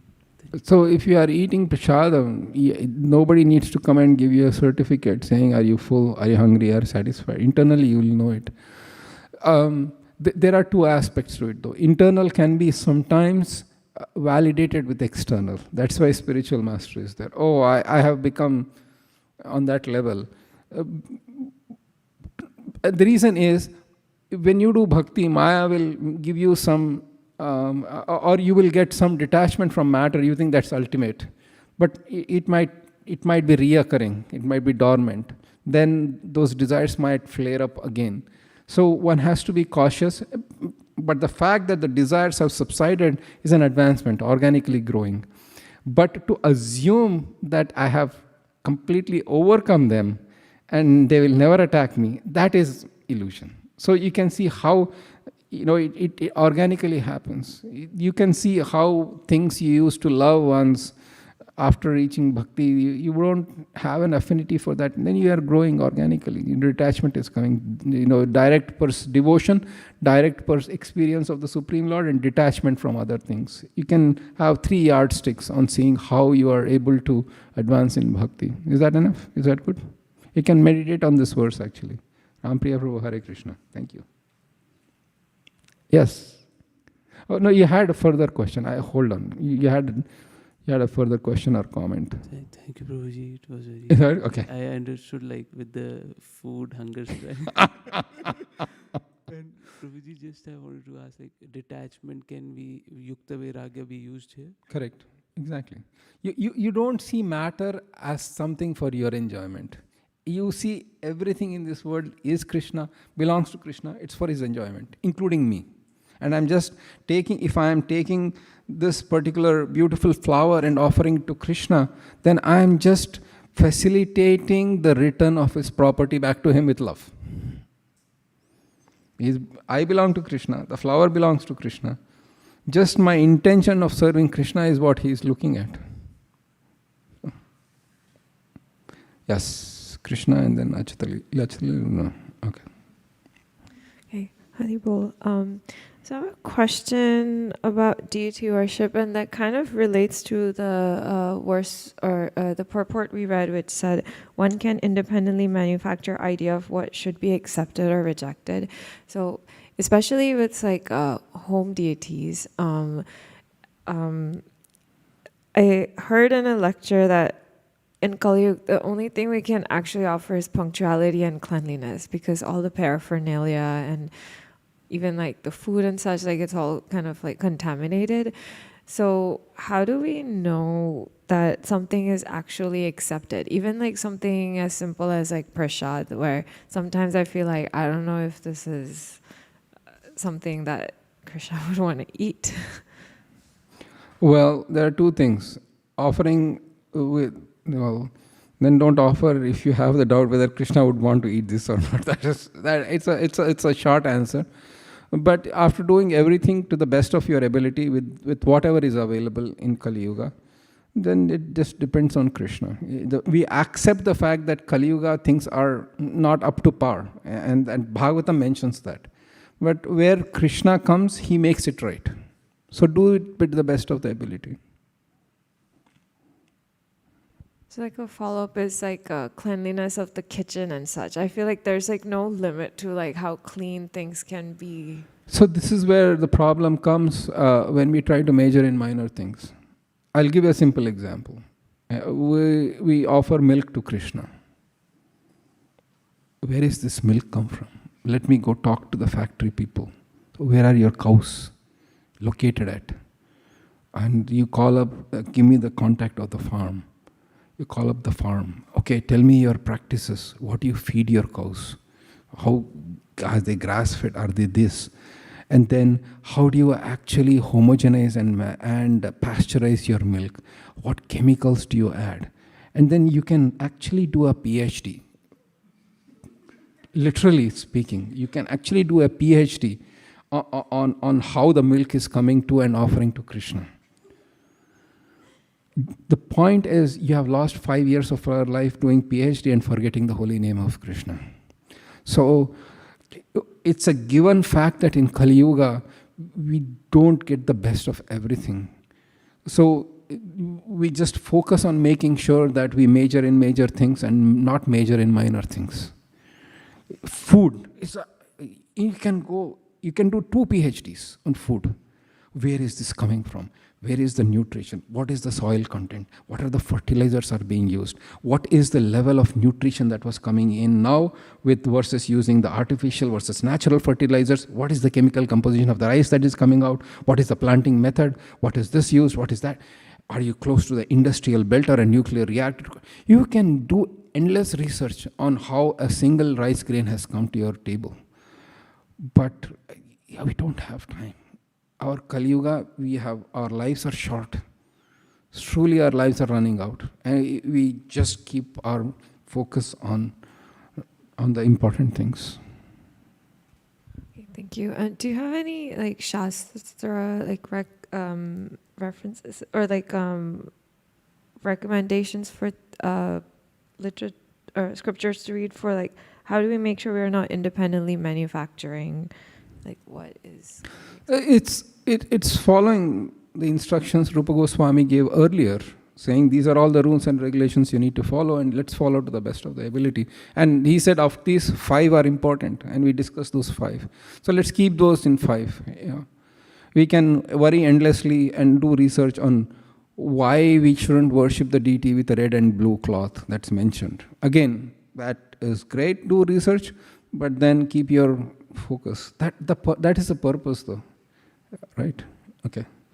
We will move on. We have 29 minutes. Not that we have to have a dead stop, but we have some ground to cover. We can go back. So the other thing is this though. Aha, yukta vairagya, which means that everything can be used in service of Krishna. So now I need to build a temple, I need to get money because bhakti if I need to do bhakti, I can get disciples, they belong to God, money, they belong to God. So I need to get all of them and use them in service of Krishna. Isn't that the right way to do? So get money and followers, because that is what is Yukta Vairagya. Let's go back to Nectar of Devotion, please. And Vicky, now you're on, because online everybody has read. So you can do the next paragraph, please. Quite important, actually. This is an important aspect of it. So many nuances if you read this. The spiritual master must never be carried away by an accumulation of wealth or a large number of followers. A bona fide spiritual master will never become like that. But sometimes, if a spiritual master is not properly authorized and only on his own initiative becomes a spiritual master, he may be carried away by an accumulation of wealth and large number of disciples. His is not a very high grade of devotional service. If a person is carried away by such achievements, then his devotional service becomes slackened. One should therefore strictly adhere to the principles of disciplic succession. So we should be very careful. Yukta Vairagya can go the other way. Oh, I should engage everybody in service of Krishna. The point here is a spiritual master is never dependent on money or followers for executing his or her devotional service. So Rupa Goswami actually condemns, if you are thinking like this, you are far away from the principles of pure devotion. Because Anyabhilashita Shunyam Jnana Karma Adi. In the Adi, this money and followers will come. If you are waiting for your bhakti to be dependent on matter or material wealth and followers or having that kind of money, then you are away from the platform of pure devotional service. So you should be careful on the Yukta Vairagya as well. So not just get carried away. Oh, now I can use everything in service of Krishna. Nope. You should be very, very strictly following that. Because the reason I brought it up is, oh, you shouldn't be building temples or collect money. Why did Rupa Goswami and Sanatana Goswami build temples in Vrindavan? So they had this very strict adherence, and in that strictest possible thing, because Mahaprabhu said, build temples. And then they had to carry that order as well. There are a few things like that. But they never actually, so many beautiful stories are there. There was a scholar that came who was defeating everybody all over the country. He comes to Vrindavan. He says, who is your local Pandit I need to? And he said, Rupa Goswami. Then they said, let's engage in a debate and I want to defeat you. And then if you defeat me, if I defeat you, then you should sign the letter saying that, I have been defeated by this person. And let's start the debate. Rupa Goswami says, no, show me the certificate. I'll sign it right away. You defeated me. And then Jiva Goswami, of course, went and defeated the scholar. But that's a whole other story. The point is they were never into, because this is a prestigious thing for a person. Oh my God, I have defeated Rupa Goswami. Come, I'll certificate and look at my Twitter following and blah blah blah. So this kind of thinking actually seriously hampers one's devotional service. Slide. Sorry, I'll just go back because I need to cover a few things, and we didn't even come to the main, the desert today. So wealth and followers we discussed. So this the other thing. There are 9 limbs of bhakti, and confusion is do you get success with 9 following multiple limbs? Because it's always good. It's like you have those who apply for college in this country, and then they are like the main schools that they apply for. And I heard, because I am kind of following, I heard that there are safety schools, which means if I don't get in these schools, then this is a safe bet. Then after that, safety schools, there are backup schools. Then, so like in that can bhakti also I can, maybe I should shravanam, backup is like kirtanam, and then this is this. Maybe this can do. Actually, Rupa Goswami says, even if you follow one limb, or follow multiple limbs. So it is mentioned Ekanga Bhakti is following one limb, and then Anekanga is following multiple limbs. He says it doesn't matter if you follow one limb of Bhakti or many limbs of Bhakti, you will still get perfection. And that is the next slide that we sing famously in this temple. If you, we'll all do this together. I think we repeat this in the temple. This is where it comes from, where this shloka comes from, and where the context it comes from. And this is actually not composed by, this is, Rupa Goswami actually puts it in his Padyavali. So, we'll all do it together as we do it. Shri Vishnu Shravane Parikshida Bhavat Vaiyasakhi Kirtane Prahlada Smarane Tadangri Bhajane Lakshmi Pritu Pujane Akrurastvabhivandane Kapipatir Dasyeta Sakyarjuna Sarvasvatmani Vaidane Bhalirabhu Krishnaptiresham Para. Jambavati, translate. No, Vicky didn't get a chance, right? Who's start again? All right. Anybody? Yeah. Examples of practicing one ang are illustrated in another work, Padyavali 53. Parikshit is an example of hearing about the Lord, and Shukdev is an example of chanting about the glories of the Lord. Prahlad is an example of remembering the Lord, and Lakshmi is an example of serving the lotus feet of the Lord. Prithu is an example of performing deity worship of the Lord. Akrur is an example of attaining perfection by offering prayers to the Lord. Hanuman is an example of service with an attitude of a servant of the Lord. Arjun is an example of friendship with the Lord. Bali is an example of offering oneself to the Lord. They achieved Krishna by following principally one ang. Or one limb of bhakti. So this is one. And Rupa Goswami, he quotes this as following one limb of bhakti.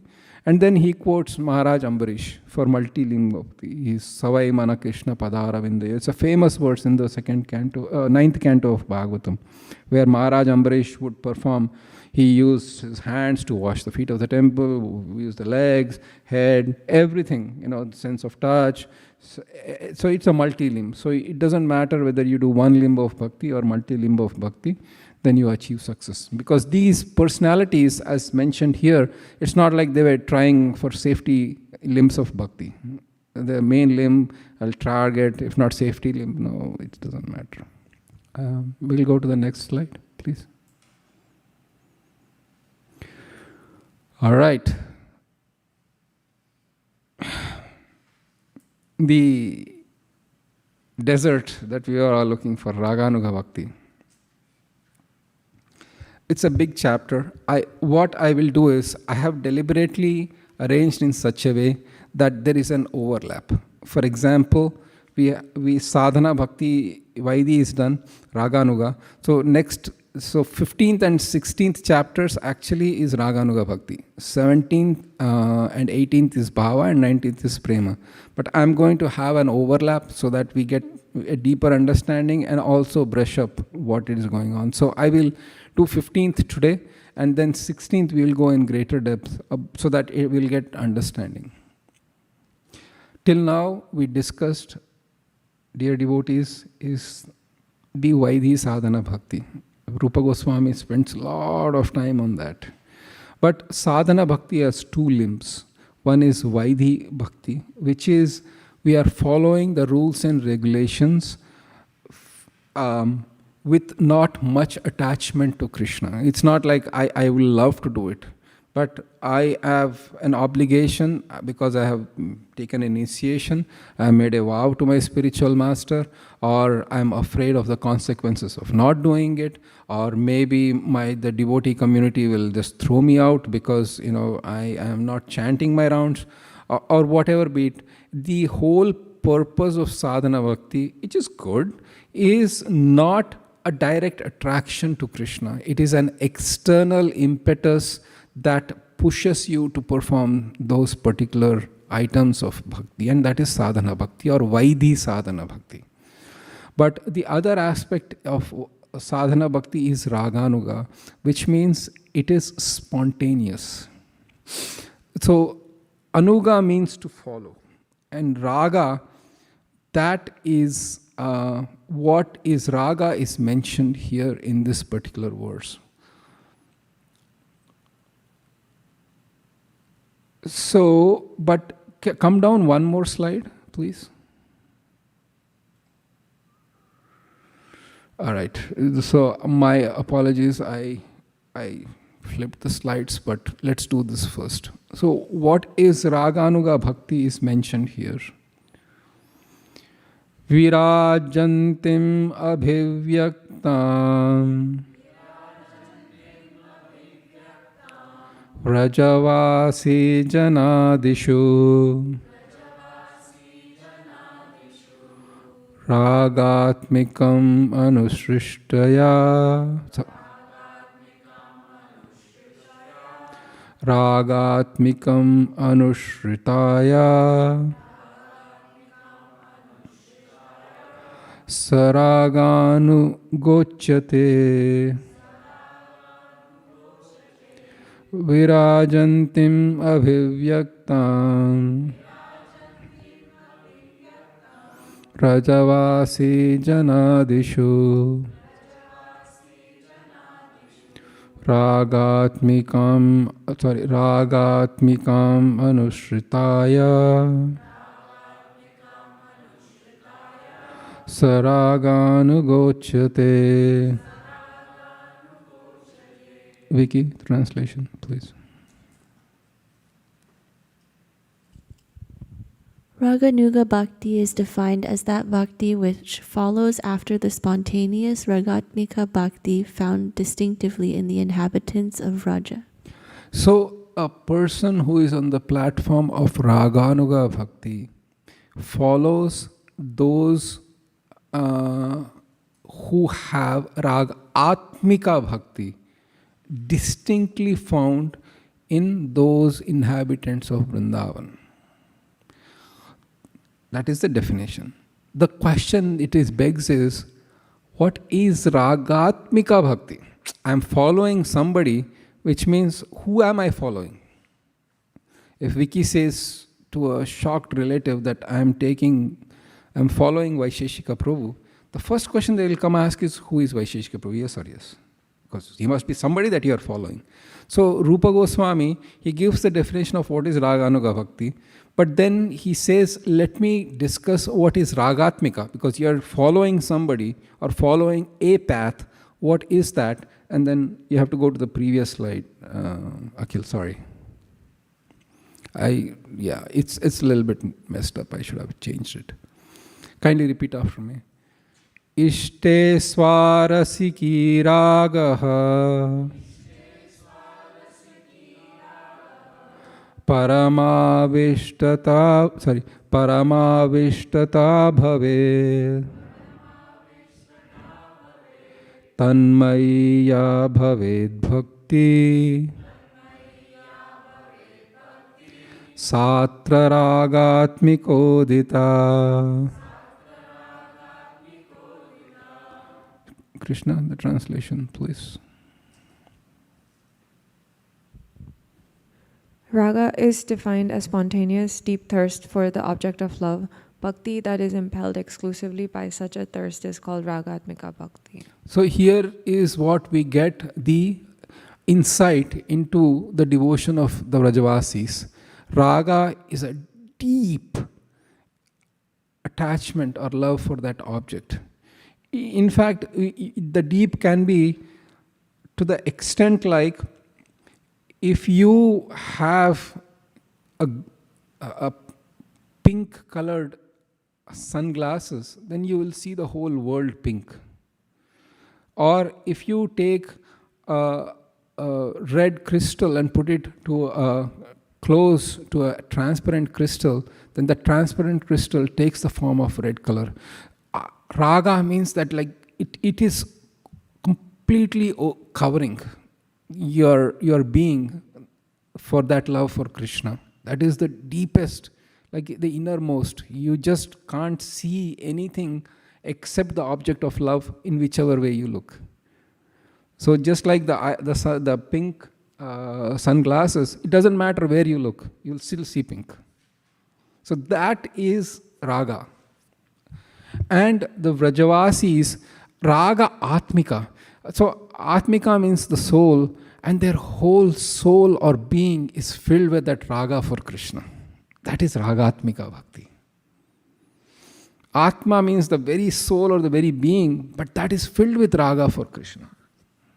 The love for Krishna. That is ragatmika bhakti. And those who follow the path of those ragatmika bhaktis are raganuga devotees. Anuga means to follow, raga means those who have that. So there is a very clear distinction between ragatmika and raganuga. So this is the difference. The problem is, please follow this book in terms of the definition. I will tell you what I mean by that. Let me read, you can pull up chapter 15, Akhil.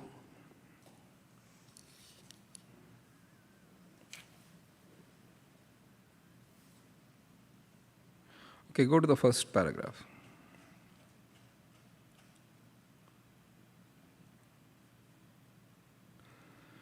I'll read from the book, and you read. You watch the screen. Good? 15. Spontaneous devotional service. Examples of spontaneous devotional service can be easily seen in Krishna's direct associates in Vrindavan. The spontaneous dealings of the residents of Vrindavan in relationship with Krishna are called ragatmika. These beings don't have anything to learn about devotional service. They are already perfect in all regulative principles and have achieved the spontaneous loving service of the Supreme Personality of Godhead. For example, the cowherd boys who are playing with Krishna do not have to learn by austerities or penances or yogic practice on how to play with him.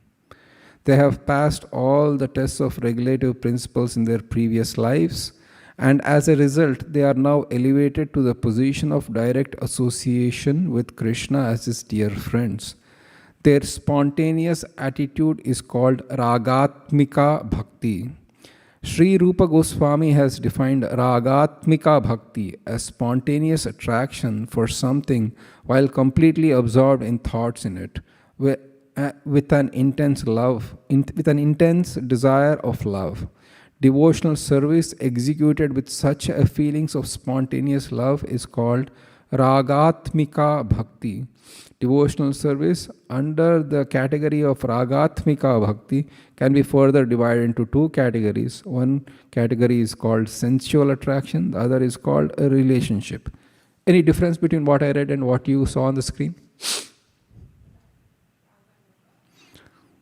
So please, this book gives the correct definition. That is a misprint in online and earlier editions of Nectar of Devotion. So please be careful and don't blame me if I ask for the definition of ragatmika and you give me raganuga, because it's a confusion. It has to understand the subtle difference. I'll repeat it in the next class, but please understand the subtle difference. Because Rupa Goswami, he gives raganuga, but he says when you, as I mentioned earlier, you are following the ragatmika bhakti. Let me define first what is ragatmika. Then he says, all the residents of Vrindavan have that deep, unending love for Krishna, which is their very soul or being. And that is ragatmika bhakti. Those who follow in their wake are raganuga bhaktas. That is the difference. It's 10 more minutes, so it'll take time. We take time to discuss. So I will briefly cover this chapter and then we'll go into depth in next class. So far so good? Okay. So raganuga bhakti is divided into two, ragatmika bhakti is divided into two categories. One is sensual or the other is relationship. Why do we discuss this? Is that Gopi's relationship with Krishna is there is what is called, if you go back to the slide, please. The Ragatmika Bhakti is into two categories. One is sensual and relationship, is Kama Rupa and Sambandha Rupa. So let's look up those. One more down, please. The two types of Raganuga and Ragatmika Bhakti. One is Kama Rupa, sensual, and Sambandha Rupa, relationship. So those who follow the Raganuga Bhaktas, who follow the Ragatmika Bhaktas, who have sensual relationship, they follow under that category.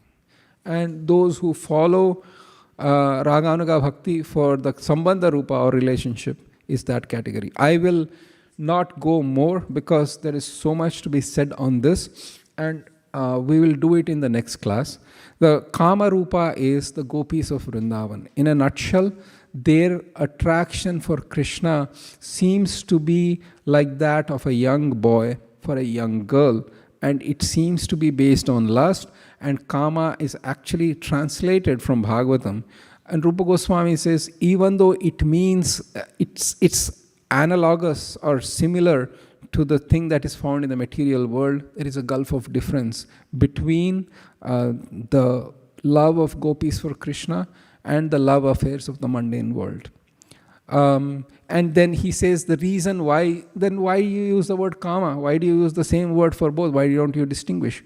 And Rupa Goswami says it is given in the sense of what it means, because the activities of gopis with Krishna seem to be on the same platform, but to give the image of the feelings, the word Kama is used, but internally it is much different. And why it is, what it is, we can discuss that. And then we can discuss what is the Sambandha Rupa relationship. So Sambandha Rupa relationship happens in 16. Sensual relationships is further discussed in chapter 15. And then we can discuss that. We have one more class on October 12th. That class will not happen because I needed 2 more classes. There are 3 more classes marked. So if we are in 15, so 16, 17, and then 18, 19, and 20. And 16 and 17, 18, 17. Sorry, I'm getting my numbers wrong. This is 15. In the next chapter, we'll cover 15, 16, and 17, then 18 and 19. So in that, we need 2 more classes. We can cover these. So October 12th is something I marked for a class, but I won't be able to make it on October 12th. I'll send it out as well. And then we'll have the remaining of the classes and exams on November 30th. Yes. We have, yeah. Thank you, Prabhuji. So, Prabhuji, Raganuga by following Ragatmika can become a Ragatmika, or is it only a Vrajabhava? You'll wait till next class. The short answer to this is that you will you will be a Ragatmika, but the whole idea is that the difference is very thin. I'll tell you why. Raganuga Bhakti refers to the stage where you are not fully mature to enter into spiritual world.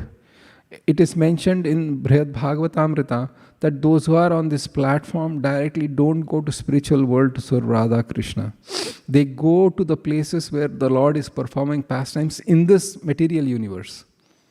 So for example, Krishna appeared 5,000 years ago. Many gopis served him.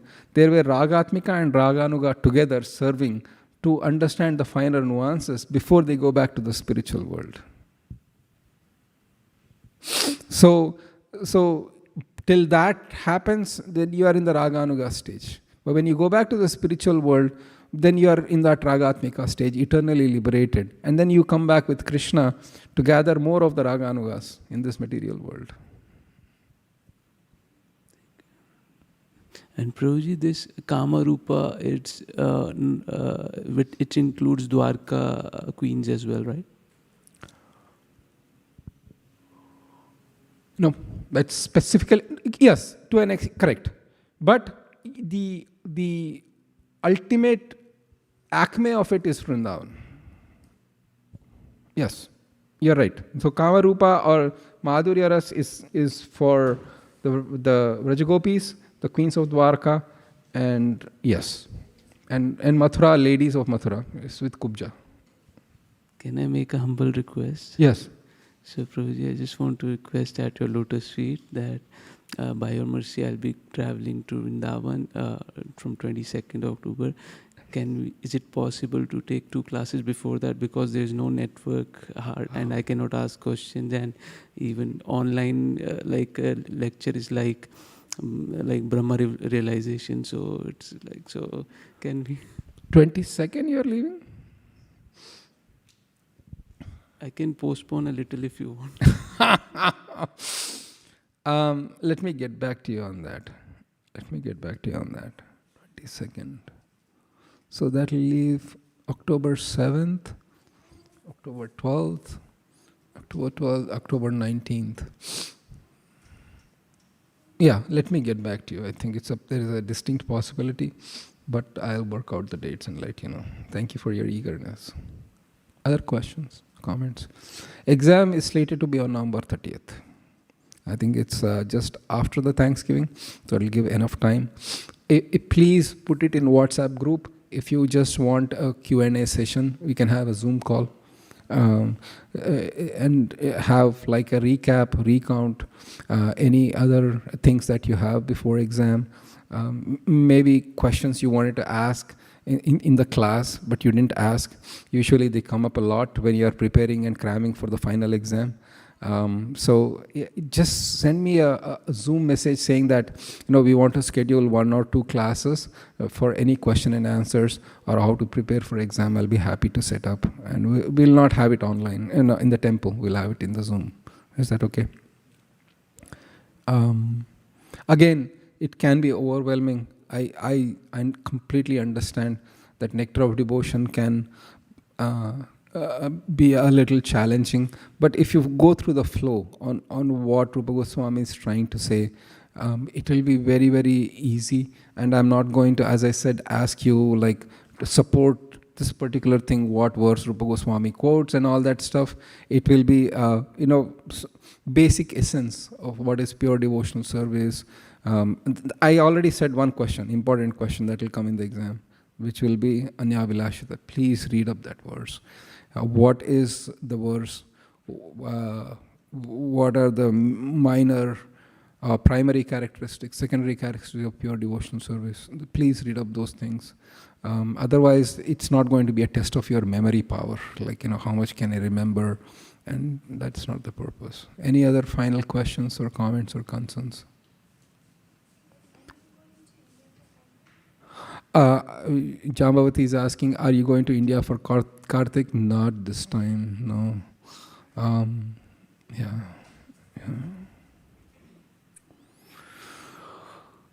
Hare Krishna, Prabhu. I have one question, Prabhu. Mata, yes. Yes, Prabhuji. So recently I went to Vrindavan and then I met a Rajavasi there, Prabhuji.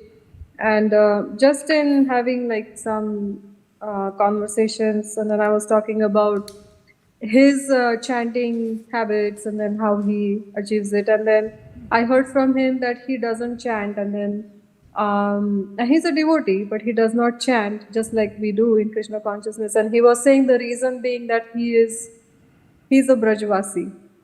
So when I read this first paragraph today on chapter 15, it reminded me of him, how he said that he doesn't have to chant because he is born in Vrindavan. So how to understand these things, Prabhuji? I still don't understand, why is that such a prominent thing that they don't have to chant, merely being born in Vrindavan?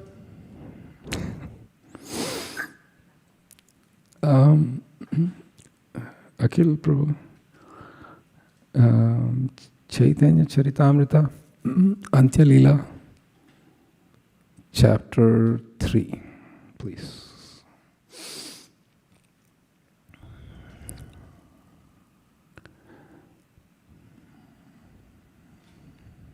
Let's read some Chaitanya Charitamrita. Few minutes. Okay. Okay, please.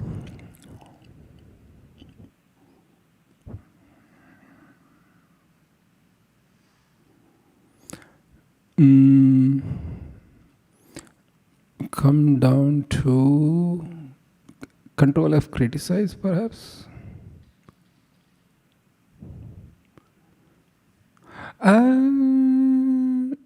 I said Antya, right? Is it Antya? Antya chapter 3. Okay, maybe 4 then. I'm sorry. Jagadananda.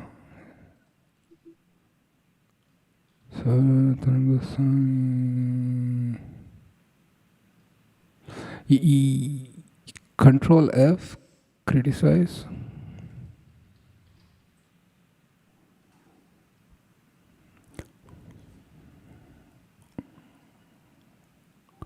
Criticize is not there.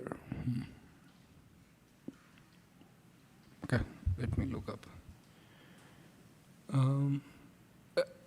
Maybe Antyalila, if you can go to the list of the chapters. We are reading that.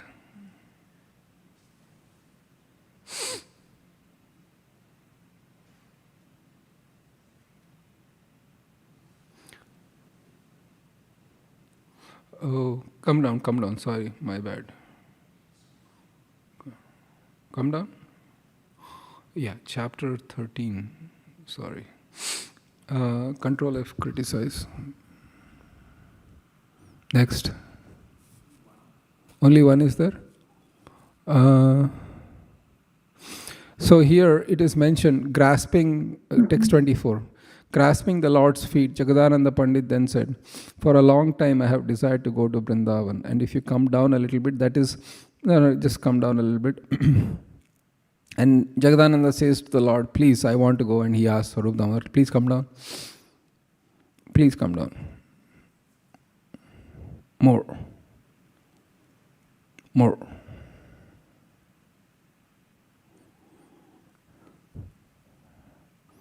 Text 37.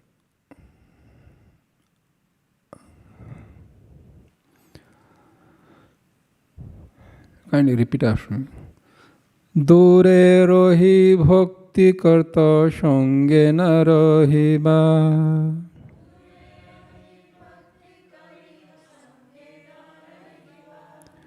Tan shabara acharstishta laite nariva.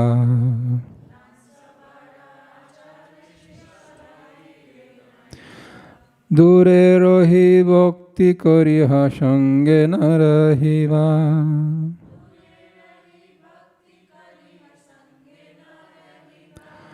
Tan shabaraya char cheshta loite nariva.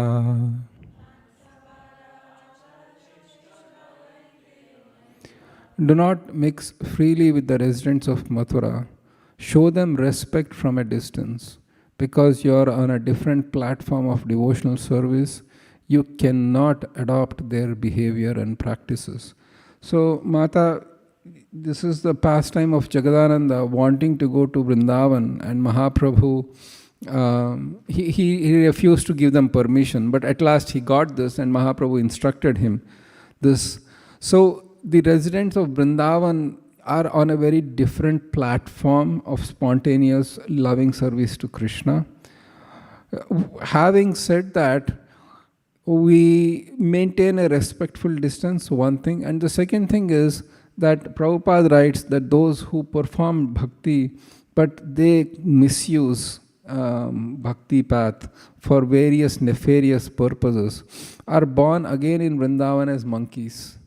Or some other kind of thing. Or it could be human beings based on the severity of their offenses. So, whether their thing is coming out from past offenses to the Lord, but still maintaining attachment to the Vrindavan, that Krishna gave them birth in Vrindavan, or truly there could be somebody who was taking a break from bhakti. I have served Krishna for so many times, but somehow or other staying in Vrindavan. It's very hard to know a person. So we just maintain our respectful distance and then, offer our respects to Rajvasis Mata. That's my understanding. Not that I am a great authority on Vrindavan, but for whatever little I know, I am sharing with you. Is that helpful? Yes, Prabhu. Yes, Zoom. I You will can also do leave it Zoom there. call. Yeah. Yeah. Yes. Yeah. So it's yeah. Anyways, any other questions? Prabhu, one other question I have on deity worship.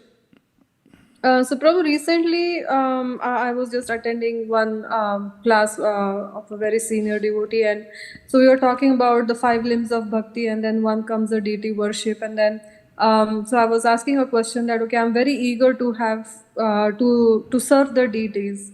So how it is correct because I'm not initiated yet. So how it is still rightful of me to do the deity worship at home? And the only question that I was asked in turn was that do you really have the love towards the deities to really worship them? So then I kind of was contemplating the fact that devotional service or the love will come if I'm practicing bhakti and if I'm doing the devotional service, it will develop as I grow into bhakti. That is what my understanding was. But then when I got the counter question, like, do I really love the deity so much that I want to do the deity worship at home? So I'm still kind of intrigued with that response, and then I'm not sure still, Prabhuji, how I should take that. Can you help me with that, Prabhuji? If you have deep love for the deities, you don't need to worship the deities. Because you see deities everywhere.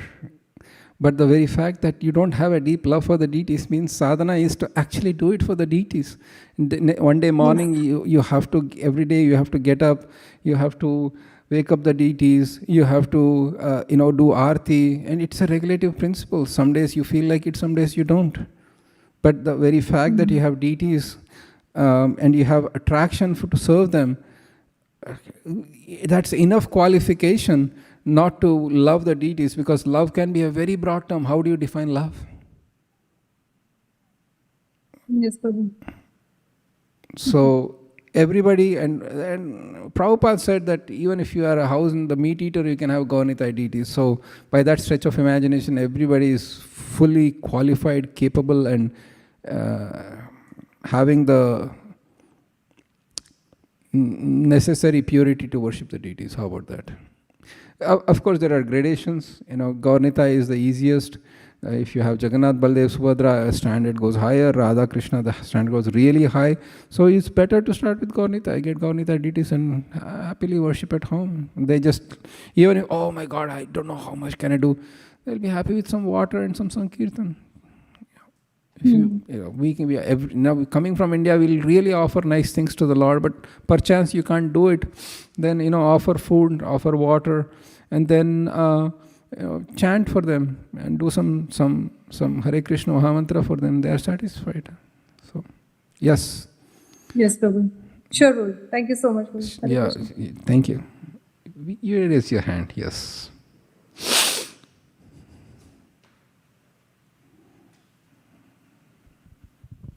Hare Krishna, thank you. I have 3 questions actually. Please.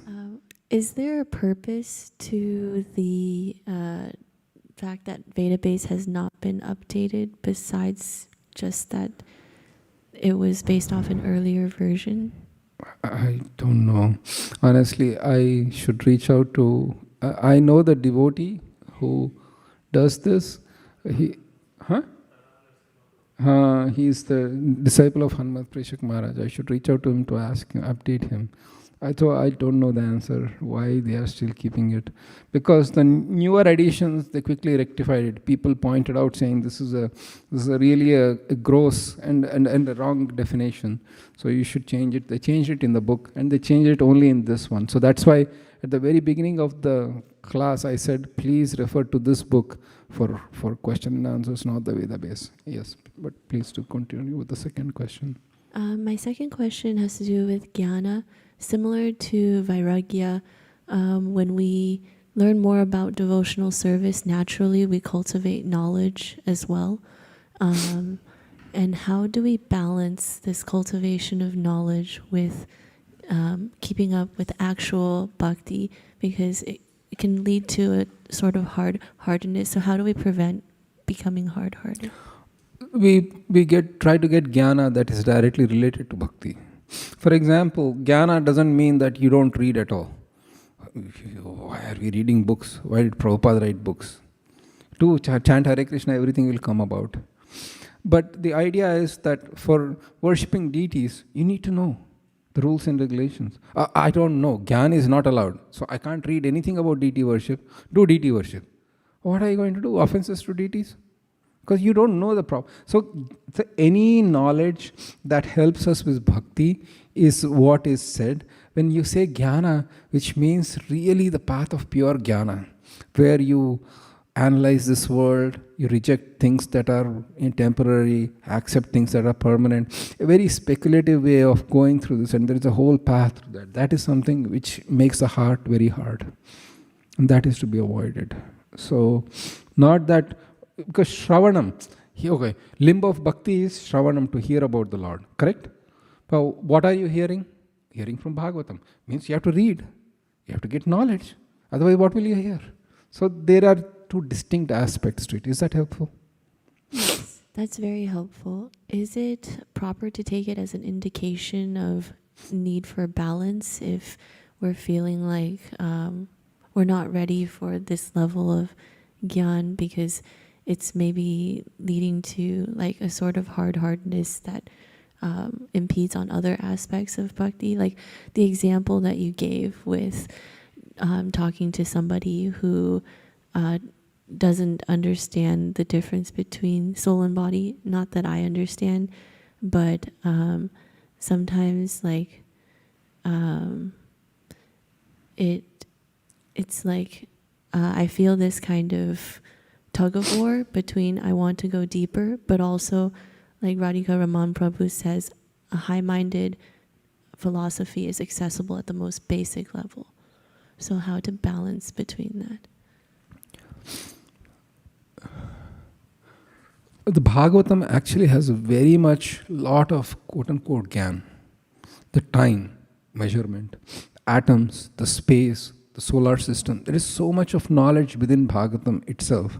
The Bhagavatam doesn't purely say, okay, worship Krishna all the time. You know, there is so much of things. So Bhagavatam automatically, for example, Sankhya Yoga. Sankhya Yoga is a path of Gyan.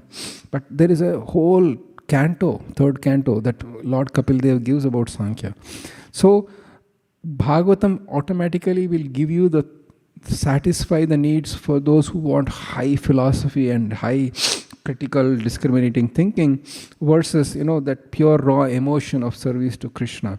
And reading Bhagavatam actually will balance, or Bhagavad Gita and Bhagavatam will kind of quietly balance it out nicely actually, if you do it in a very systematic way.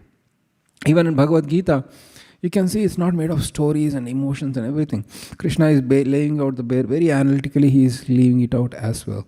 So bhakti is not devoid of that fine discrimination and high philosophy. It is just, Krishna says, the caveat is, only my devotees can understand it. He said in the Gita, this is a conundrum. First be a devotee to understand, or first read to become a devotee. So do both, and it will come in. Is that helpful? Yes, very helpful. Thank you. Yeah. Thank you so much. Are there 3 questions? All right. Last question. Yes. What are the symptoms of taste? Because we were discussing how Rupa Goswami says if a person has taste for worshipping the Lord. I'll give a very humorous example and we'll leave it at that. If you're chanting your 16 rounds and you want to do it a one stretching, you'll chant 1 round, then you'll chant for some time. What are we doing? It's just 40 minutes tonight, just in 3 rounds. What is this? Then after you keep chanting some time, oh, okay, 2 hours, we're chanting, good. Then, your progress, 16 rounds are done. Already 16 rounds are done, I want to more. So you can yourself see where we are at. How the acts of devotion are tasteful or distasteful or neutral. And you can see that it starts with distasteful, then it goes to neutral, and then it becomes tasteful. And that's what Rupa Goswami says. For those who are in the materialistic consciousness, the sweet things seem very bitter, like the person who is jaundice. But then if you keep doing it, then it will become sweeter. Is that helpful? Thank you. All right, we'll meet. The scheduled class was 12th. Is it okay if the only other choice I see is maybe 7th, which is next week? It could be a class, and then we can have on 19th, so we can wrap up 2 classes. That could be one choice. I'll confirm the classes online. Is that okay? All right.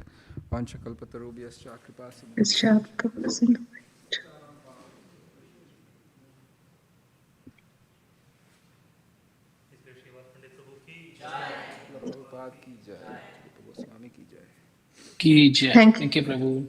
Thank you so much, Prabhu.